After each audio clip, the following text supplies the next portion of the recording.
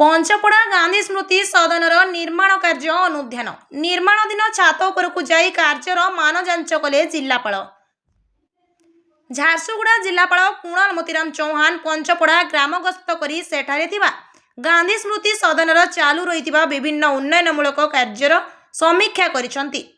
पंचपड़ार जन्मित महान स्वाधीनता संग्रामी चिंतामणि पूजारी स्मृति सह जड़ित होइथिबारु एहार सुरक्षा और सौंदर्यकरण को प्रशासन पक्षर प्राथमिकता दि जाउछि। परिदर्शन समय जिलापाल एक नियारा रूप देखा मिलता।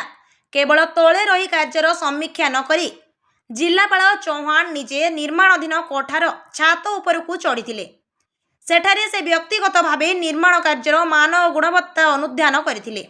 प्रकल्प रे जेपरी कौनसी प्रकार निम्नमानर कार्य न हुए सेथिपई से विभागीय अधिकारी और ठिकादार को निर्देश देछंती। झारसुगुड़ारू घनश्याम पढ़ियारी रिपोर्ट ओडिया भास्कर।